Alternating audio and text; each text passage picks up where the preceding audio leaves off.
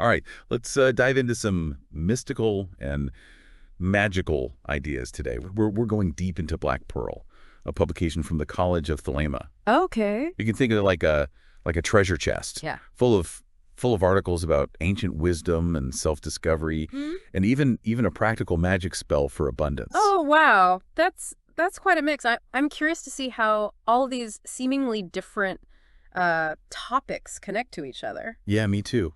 So let's start with The Roots of the Mysteries by James A. Eshelman. Okay. It's all about tracing the evolution of mystical traditions throughout history. And he introduces this really interesting concept called the Eight Magi. Eight magi. Okay. Yeah.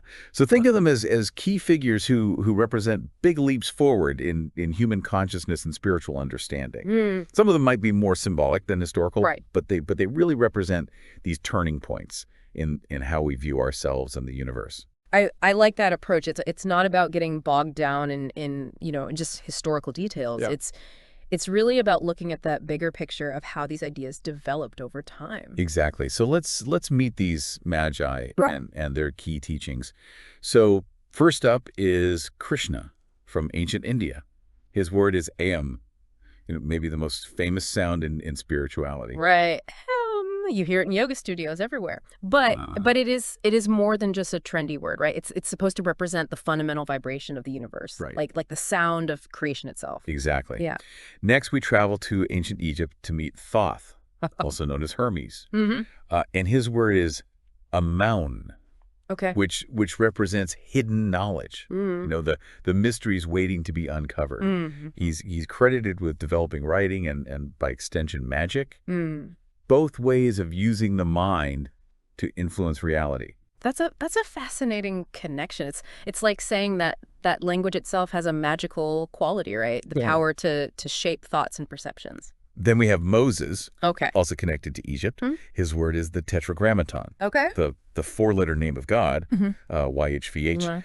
This forms the basis of Kabbalah, which is a system for understanding the universe and the human mind through symbols and correspondences. Okay. So Moses represents taking those ancient mystical ideas and kind of giving them structure, Yeah. a system for exploring them further.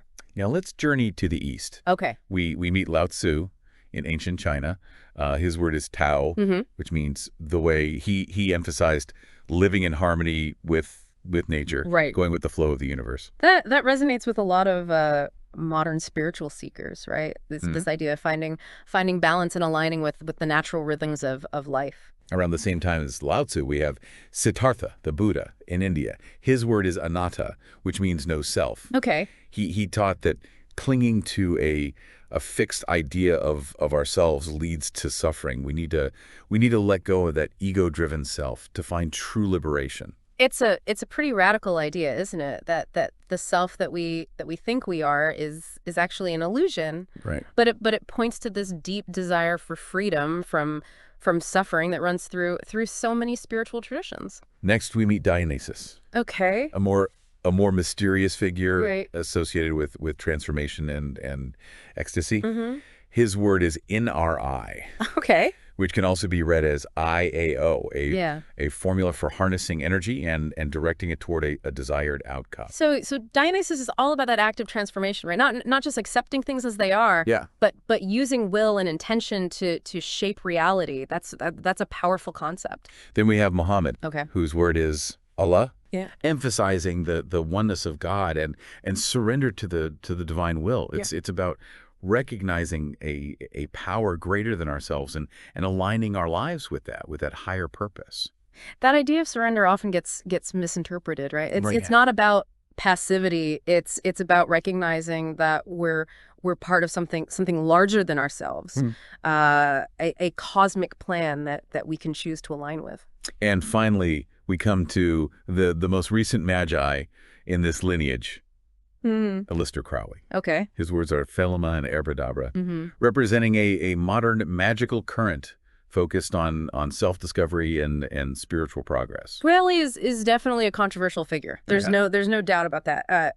But he is undeniably influential in in modern occultism. His work is all about taking those ancient teachings and Right. and reinterpreting them for a new era, for the individual seeking to understand their own potential.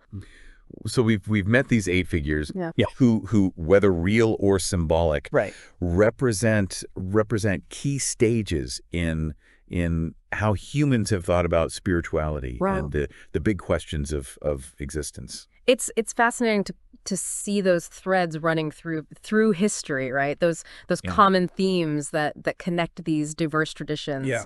It really speaks to that universal human desire to understand who we are, where we came from, and where we're going. Now you might be thinking, okay, that's a lot of history, but how does this relate to me? Well, here's where it gets really interesting. All of those teachings, those different perspectives, Yeah. they ultimately point inward Hmm. to the journey of self-discovery. It's like each of these magi is holding up a mirror, Yeah. inviting us to look deeper into ourselves Yeah. and uncover our own truths.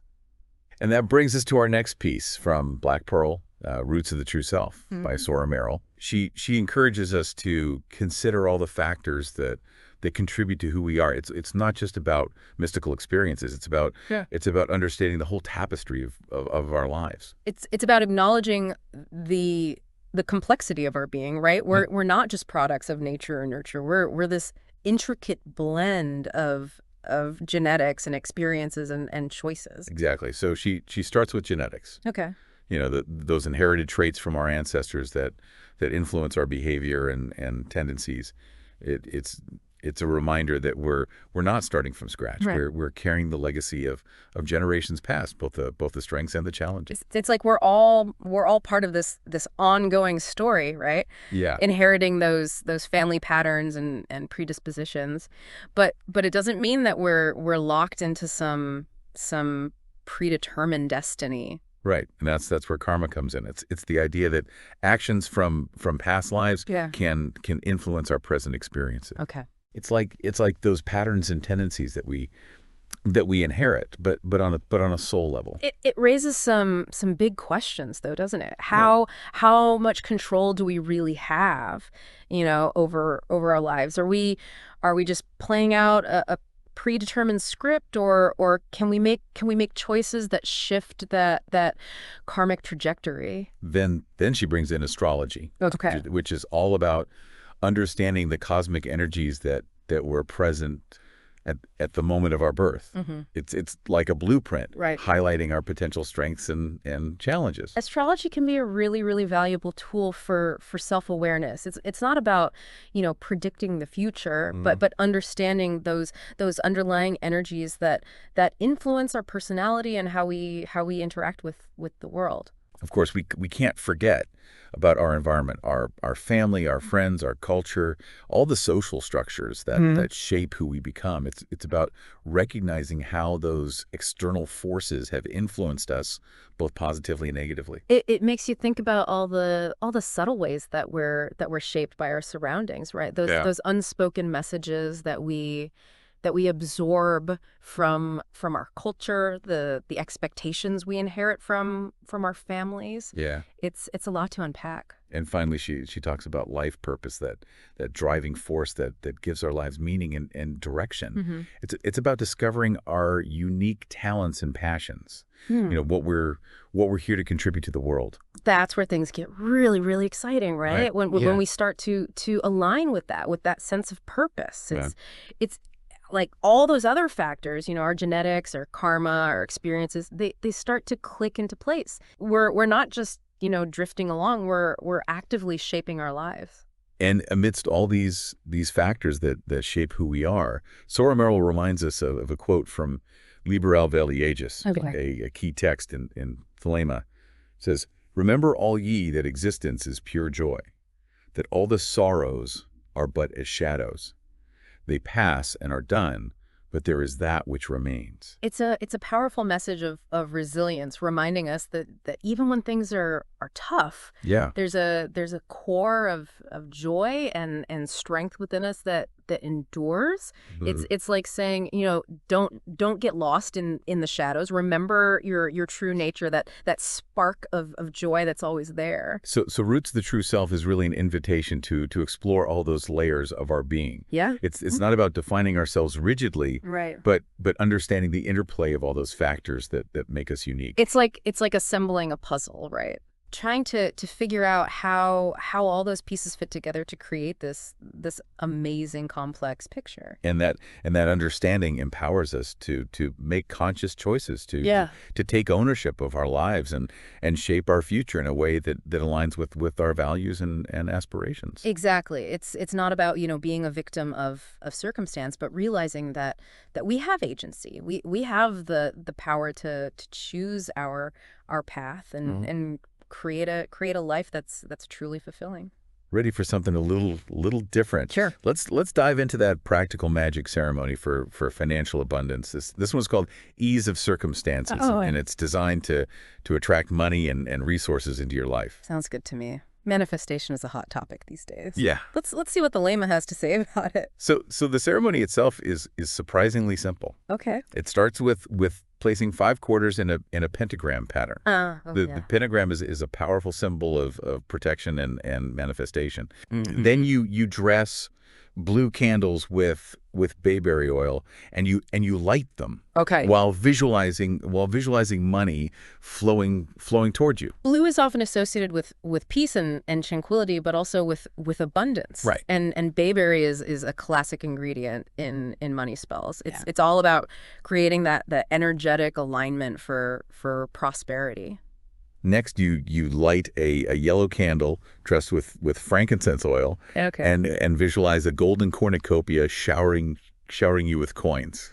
I love the imagery. Yeah. Frankincense is often used in rituals of purification and prosperity. So it's like you're inviting in that abundance with open arms. Finally, you take those 5 quarters, put them in a flannel pouch, and you hide them away. They become a talisman, a physical representation of the abundance you're calling into your life. It's like a little reminder of the magic you've set in motion, right? Every time you see that pouch, you're reinforcing that intention for prosperity. Pretty cool. And of course, there are invocations and banishing rituals involved, but those are a bit more advanced. The core of the spell lies in the symbolism and visualization. Even for someone who's not, a practicing magician, I think this ceremony offers a really tangible way to engage with the power of intention and focused visualization. It's like a ritual for setting your financial goals and charging them with energy. All right, welcome back to our deep dive into Black Pearl. We've covered a lot of ground, from ancient mystical traditions to Aleister Crowley's intense visionary experiences. Yeah, it's been quite a journey. We explored those historical roots of mystical thought, and then we delved into the factors that shape our individual identities. We even dabbled in a bit of practical magic for abundance. And we journeyed through those 3 incredible visions, right? Unpacking their symbolism and trying to understand their deeper meaning. So as we wrap up this deep dive, what are the key takeaways? What can we bring back from this and apply to our own lives? One thing that really stands out to me is the emphasis on self-discovery as an ongoing process. It's not, a destination that you arrive at, but a path you continuously walk, a journey of uncovering and integrating different aspects of yourself. Right. It's not about achieving some static state of enlightenment, but embracing the dynamic, ever-evolving nature of who we are. And that journey encompasses so many different facets, right? Understanding the historical context of these ideas, exploring our own personal experiences and on motivations, and even experimenting with practices like magic and meditation. To deepen our self-awareness It's like we're being encouraged to become explorers of our own inner landscapes, Right. to map those uncharted territories of our minds and souls. And it's not a solitary journey either. Yeah. We're part of a lineage, a tradition Mm-hmm. of seekers who have been asking these same questions for centuries. That's a comforting thought, isn't it? Yeah. To know that we're not alone in this quest. That Yeah. that there are others who have walked this path before us Mhm. and left behind these maps and guideposts to help us navigate the terrain. What also struck me is how Black Pearl presents this blend of theoretical and practical teachings. Right. It's not just about, abstract concepts, but Yeah.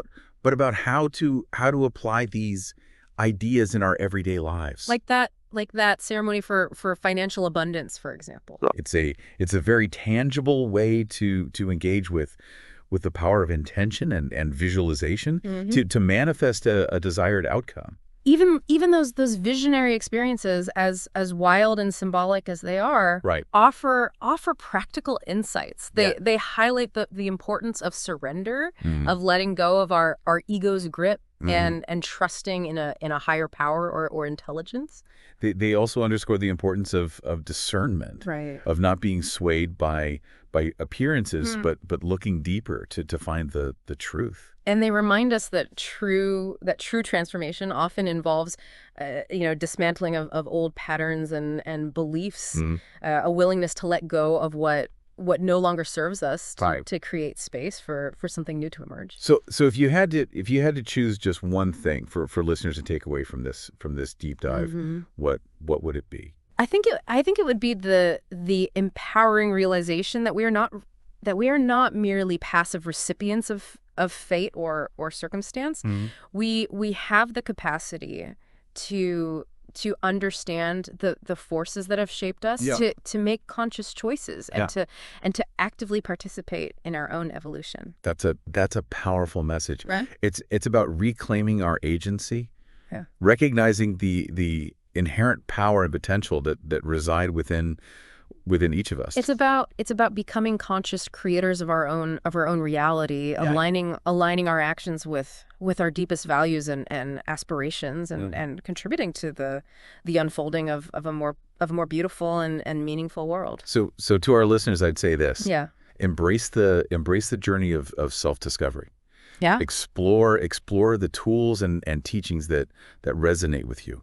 Experiment, play, and don't be afraid to get a little messy along the way. And remember, you're not alone. There's a whole community of seekers out there, Oh, yeah. a lineage of wisdom keepers who are cheering you on and offering guidance and support. Thank you for joining us on this deep dive into the mysteries of Black Pearl. Yes. Thank you. We hope you've gained some valuable insights and inspiration to fuel your own journey of self-discovery. Until next time, keep exploring, keep questioning, Yeah. and keep diving deep.